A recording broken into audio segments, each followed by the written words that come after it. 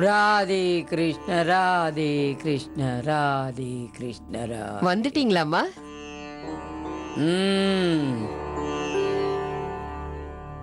ரொம்ப தூரம் போயிட்டு வரீங்க போல இருக்கு, இவ்வளவு நேரம் காணும். அடுத்தவங்க சந்தோஷம் தானே நமக்கு சந்தோஷம். மனம் சந்தோஷமா இருக்கணுங்கிறதுக்காக ரொம்ப தூரம் நடந்து போயிட்டு வர. அவ்வளோ தூரம் நடந்து போயிட்டு வந்ததுக்கு அப்புறம் எவ்வளவு நல்லா இருக்கு, எவ்வளவு நிம்மதியா இருக்கு. எப்படி சொல்றது வைஷாலி?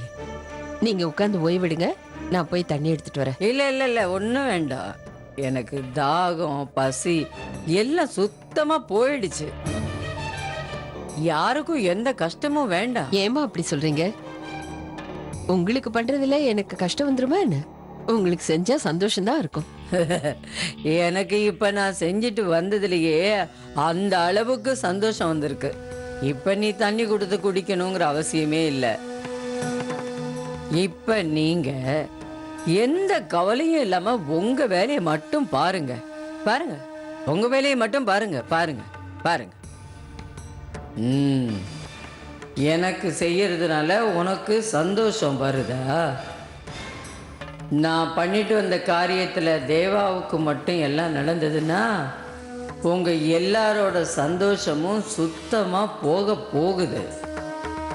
அந்த ராதிகா விஷாகாவை எங்ககிட்டேருந்து ஒரே அடியாக பிரிச்சுட்டால. எங்கள் சந்தோஷத்துக்கு எடுத்த அவளை நான் சந்தோஷமாக வாழ விட்டுடுவேனா என்ன? எந்த காரணம் கொண்டும் ராதிகா வாழ்க்கையில் மறுபடியும் சந்தோஷங்கிற வார்த்தையே வந்துடக்கூடாது, வரவே கூடாது. அம்மா என் கூட விளாடுவாங்களா? தீபு, என்ன டென்ஷன் பண்ணாத. பேசாம அந்த சோஃபால போய் உட்காரு. நீங்க ரொம்ப மோசம். என் கூட விளாடவே வர மாட்டேங்க.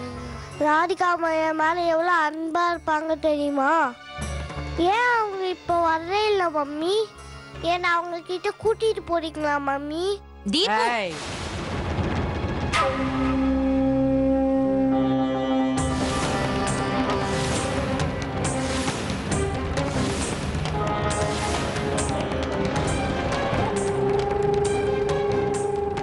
பார்த்து நடந்துக்க. இது பார் தீபு, நீ போய் யாரையாவது குதிரை போட சொல்லி அவங்க மேலே ஏறி உட்காந்து விளையாடு. கூட்டு பாப்பா இவனை. இல்லம்மா, தீபு என்ன சொல்றான் தெரியுமா?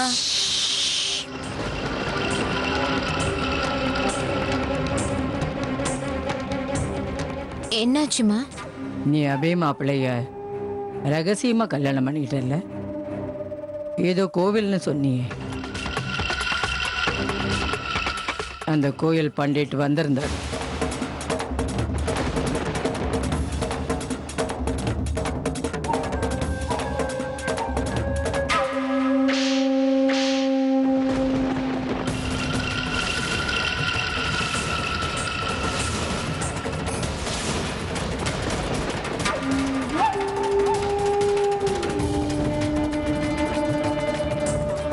பேரேவாலை கோயில் பண்டிட் ராம் சரண் வந்திருந்தாரு. அவர்கிட்ட கேட்டேன், உனக்கும் அபிக்கும் அவர் கல்யாணமே பண்ணி வைக்கலையாமே? மரியாதையா உண்மையா என்ன நடந்ததுன்னு சொல்லு. சொல்லு. இல்லம்மா, அது வேறொரு கோயில இருந்து. ரஜன், இந்த விஷயத்துல நீ குறுக்க பேசாம இருந்தா உனக்கு நல்லது. எதுக்காக கேட்குறேன்னு உனக்கு தெரியுதா இல்லையா? சொல்லு, உண்மை என்னன்னு சொல்லு. அம்மா, எங்க கல்யாணம் டீலேவால கோவில தான் நடந்தது. ஆனா அந்த பெரிய கோவில்ல இல்ல, அதுக்கு பக்கத்துல சின்ன கோவில் இருக்குல்ல, அந்த கோயில தான் கல்யாணம் நடந்துச்சு. அது தப்புதான். உங்ககிட்ட சொல்லாம நான் எதுவும் பண்ணக்கூடாது. அதோட நம்ம குருக்கள் கிட்ட போய் உங்களுக்கு இஷ்டம் இல்லைன்னு சொன்னா எங்க கல்யாணத்தை பண்ணி வைக்க மாட்டாருன்னு பயந்துட்டு சொல்லல. அதனாலதான் நான் அவர்கிட்ட போய் சொன்னேன்.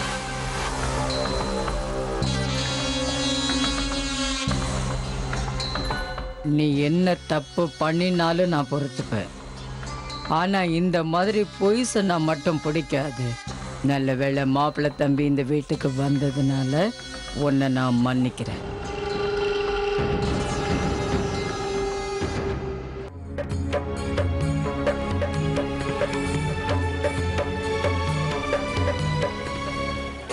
போதுமாமா? ஒரு சமோசா சாப்பிடுங்களேன். ராதே ராதே சாஸ்திரி. ராதே ராதே. ராதே ராதே வாங்கம்மா, சம்பந்தி. நீங்களா எப்போ வந்தீங்க? உட்காருங்க. இப்பதான் கொஞ்ச நேரத்துக்கு முன்னாடி வந்தோம். அப்படியா? உட்காருங்க. இருக்கட்டும். வைஷாலி, இன்னைக்கு ஏன் நீ இவ்வளவு பெரிய தப்பா பண்ணிட்ட? என்னாச்சுமா? என்ன தப்பா போச்சு? பாத்தீங்களா என்ன தப்பா போச்சுன்னு என்கிட்டயே கேக்குறா. நான் உங்ககிட்ட என்ன சொன்னேன்? என்னோட பர்ஸ்ல ஆர்த்தியில போடுறதுக்கு 101 ரூபாய் வையின்னு சொன்னேன்ல, நீ வெறும் 11 ரூபாய் வச்சிருக்க.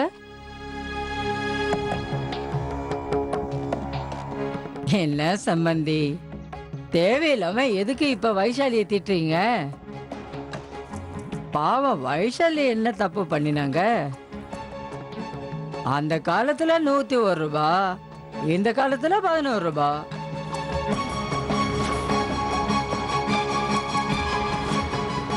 நீங்க மகா பண்டிதரா இருந்தது ஒரு காலம். ஆமா ஆமாம்மா, அம்மா சொல்றது சரிதான்.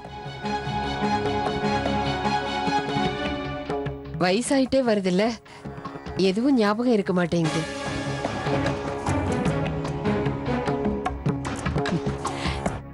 வைஷாலி, உன் மாமியாருக்கே இன்னும் வயசாகல, உனக்கு மட்டும் எப்படி வயசாகும்? ம்? ஆ, ராதிகாவுக்கு தெரியுமா சாஸ்திரி வந்திருக்கிற விஷயம்? அம்மா சின்ன மருமக வேலையா வெளியே போயிருக்கா, இப்ப வந்துருவா.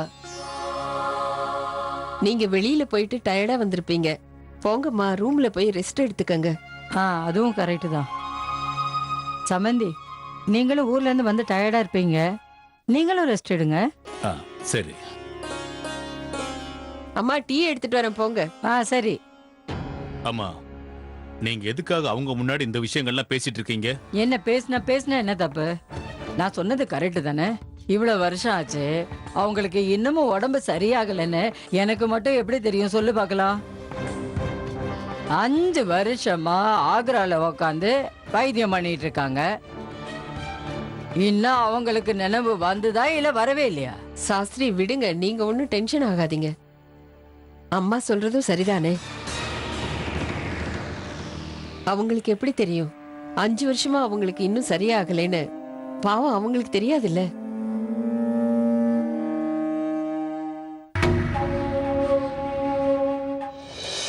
ம் 2 நாள், இன்னும் 2 நாள்ல நான் சொன்ன அத்தனை டெக்கரேஷனும் அங்க முடிஞ்சிருக்கணும். அப்புறம் பழைய மகா பண்டிதரது என்னென்ன பொருள் இருந்ததோ முதல் வேலையை அதெல்லாத்தையும் தூக்கி வெளியில போடுங்க. என்ன பெரிய மருமகளே,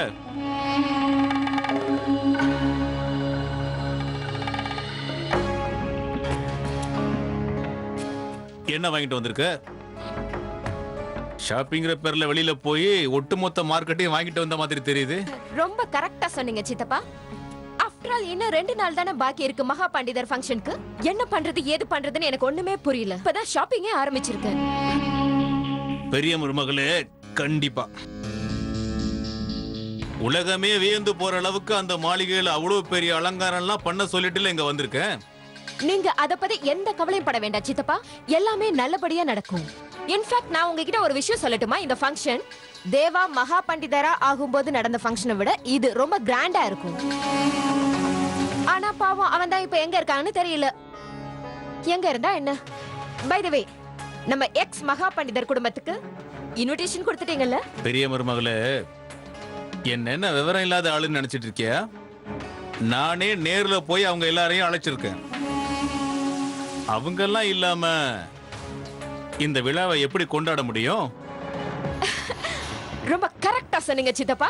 அவங்க வந்தா தான ஃபங்க்ஷன் ரொம்ப சூப்பரா இருக்கும். அவங்க எல்லார் கண் முன்னாடியும் நம்ம அர்ஜுன் மகா பண்டிதர் பதவியை ஏத்தா எப்படி இருக்கும்? அவங்க கண்ணு முன்னாலேயே அர்ஜுன் இந்த பதவியை ஏற்கும் போது இத்தனை நாளா நான் நினைச்சிட்டு இருந்தேன்ல, வாட் யூ கால் இட், மனு என்ன நிறைவேற போகுது. பெரிய மருமகளே, ரொம்ப சீக்கிரமாவே நீ நினைக்கிறது எல்லாமே நடக்க போகுது.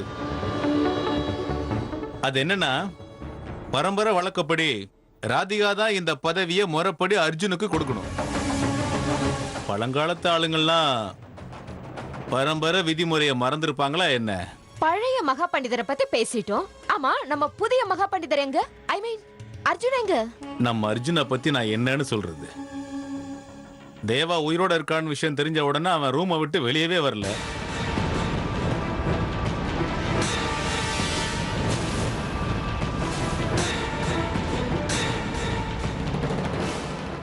என்னது? அவன் அவன் அவன் எப்படி உயிரோட இருக்க முடியும்? அவன் தான் எப்போ செத்து போயிட்டானே. அட என்னம்மா, அவன் உயிரோட இருக்கான்னு தெரிஞ்சா மட்டும் இவனால என்ன பண்ண முடியும்? தேவையில்லாம பயந்துகிட்டு இருக்கான். இன்னும் கொஞ்ச நாள்ல அவன் மகா பண்டிதராக போறான். என்னமோ சின்ன பிள்ளை மாதிரி பண்ணிக்கிட்டு இருக்கான். ஒருவேளை அர்ஜுனோட பயம் உண்மையாயிருச்சுன்னா என்ன பண்றது? அத பத்தியெல்லாம் நீ கவலைப்படாதம்மா. ஏற்கனவே சந்தன்பூருக்கு ஆளை அனுப்பி தேவாவை போட்டு தள்ள ஏற்பாடு பண்ணிட்டேன். அப்படி தேவைப்பட்டா நானே நேரடியா தேவாவை தேடி போய் கொன்னுட்டு வந்துருவேன். இதுக்கப்புறமும் எங்களுக்கு கிடைக்க வேண்டிய உரிமையை நான் விட்டு கொடுக்க மாட்டேன். மகா பண்டிதர் என்னோட பையன் அர்ஜுன் தான். அதுவும் அந்த ராதிகா என்னதான் முயற்சி பண்ணாலும் இதுக்கப்புறம் தேவாவை காப்பாற்றவே முடியாது. பெரிய மருமகளை வெற்றி நமக்கு தான். அந்த கடவுள் நம்ம பக்கம் தான். நமக்கு மட்டும்தான் உதவி செய்யறதுக்காக அவர் காத்துக்கிட்டு இருக்காரு.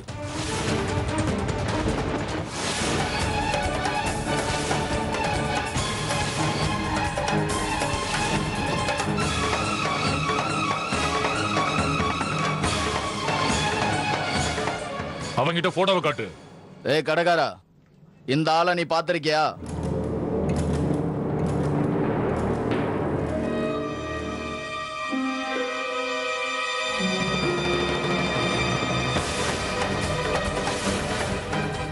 இது அவரோட போட்டோ வச்சு நல்லா பார்த்து சொல்லு. தேவா, அவன் பேர் தேவா. அவன் இந்த சந்தன்பூர்ல தான் இருக்கான். நிச்சயமா நீ அவனை பார்த்திருப்ப. இல்லன்னா இது வரைக்கும் நான் இவரை பார்த்ததே இல்ல. சங்கர்னா, இவனை பத்தி எதுவுமே தெரியலையே. இப்ப என்ன பண்றது? டென்ஷன் ஆகாதடா. இது ஒன்னும் அவ்வளவு பெரிய ஊர் இல்ல. நம்ம கையில அவன் நிச்சயமா சிக்குவான். அப்படி மாட்டினானா அவனை போட்டு தள்ளிடுவேன்.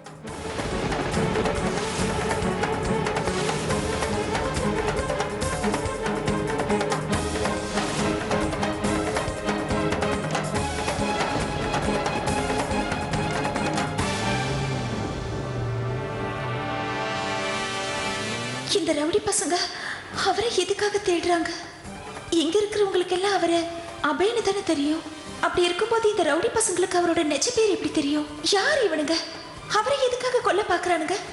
அண்ணா, இவனுங்க அவரை கண்டுபிடிக்கிறதுக்கு முன்னாடி நான் அவரை கண்டுபிடிக்கணும். அண்ணே, இங்க ஆக்ரால இருந்து யாராவது வந்திருக்காங்களா ஹோட்டல் கட்டுறதுக்காக? அவங்க எங்க இருக்காங்கன்னு தெரியுமா? தெரியுமா, காலையில கூட நான் அவங்கள பார்த்தேன். பெரிய பெரிய கார்ல 4-5 பேர் வந்திருந்தாங்களே. ஏதோ இடம் பார்க்க வந்திருந்தாங்க போல இருக்கு. ஆமா அண்ணே, அவங்களா தான் இருக்கணும். இப்ப அவங்க எங்க இருக்காங்கன்னு ஏதாவது தெரியுமா? ஒரு வேலை பண்ணுங்க, இந்த ரோட்ல நீங்க அப்படியே நேரா போங்க. ஒரு 10-15 நிமிஷம் நடந்து போனீங்கன்னா ஒரு பெரிய காடு மாதிரி இடம் வரும். அங்க ஒரு பெரிய டென்ட் மாதிரி போட்டிருப்பாங்க. நான் சொன்னதெல்லாம் புரிஞ்சுக்கிட்டீங்கல்ல? அண்ணே, ரொம்ப ரொம்ப நன்றி.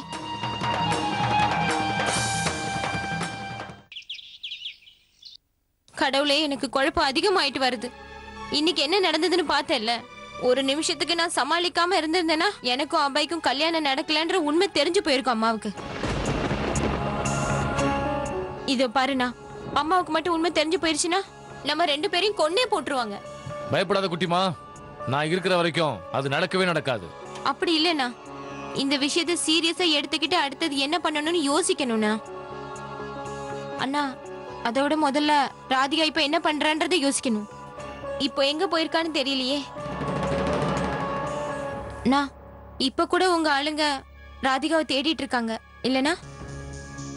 இல்ல குட்டிமா, அவனுங்களை நம்பி விட்டுட்டு வந்தேன். ஆனா அவங்க அலட்சியமா இருந்துட்டானுங்க போல இருக்கு. அவ தப்பிச்சு போயிட்டா. அண்ணா, இன்னைக்கு நான் அம்மா கிட்ட ஒரு பொய் சொல்லி இன்னைக்கு ஒரு நாள் சமாளிச்சிட்டேன். ஆனா ராதிகா அவருக்கு ஞாபகம் வர மாதிரி செஞ்சுட்டானா நம்ம அம்மா கிட்ட எப்படி சமாளிக்கிறது? நீ பயப்படாத இரு குட்டிமா. என் ஆளுங்க சந்தர்பூர் போயிருப்பானுங்க. கண்டிப்பா ராதிகாவை தேடி கண்டுபிடிச்சிருப்பானுங்க. அதுக்கப்புறம் என்ன பண்ணணும்னு அவனுங்களுக்கே நல்லாவே தெரியும். நான் இருக்கிற வரைக்கும் அந்த ராதிகா அபே மாப்பிள்ளை கிட்ட நெருங்கவே முடியாது. விட மாட்டேன்.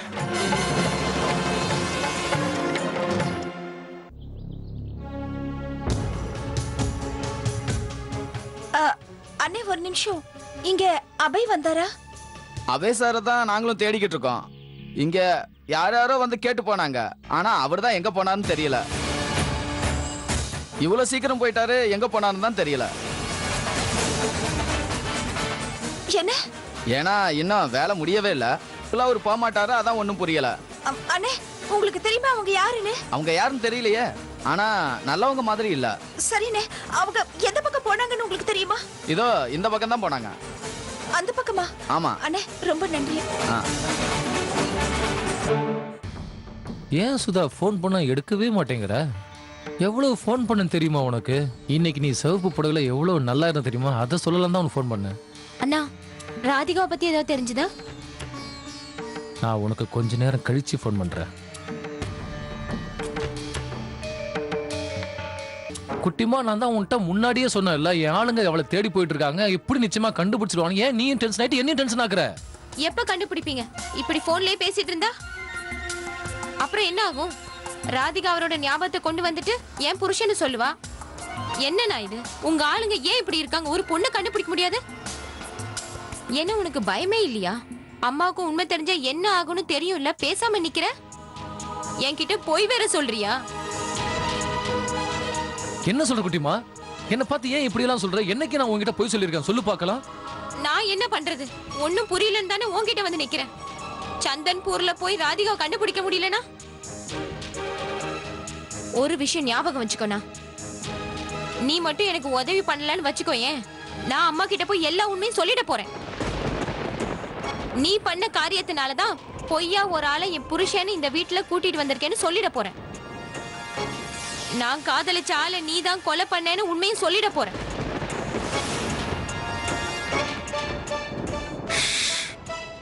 நான் அன்னைக்கு உன் கூட இருந்த அவ்வளவுதான். அதுக்குதான் நாகப்பாம்பு மாதிரி உன் புருஷன் என் காலையே சுத்திக்கிட்டு இருக்கானே. இன்னமும் நான் என்ன பண்ணணும்னு சொல்ற? உன்னாலதான் எனக்கு இவ்வளவு பிரச்சனை வந்தது. இன்னும் நான் என்ன பண்ணணும்னு சொல்ற சொல்லு. கவலைப்படாம இரு குட்டிமா, என் ஆளுங்க அவளை தேடி போயிருக்காங்க. நிச்சயம் அவளை கண்டுபிடிச்சு கொண்டு வந்துருவாங்க. என் மேல நம்பிக்கை, அது போதும் எனக்கு.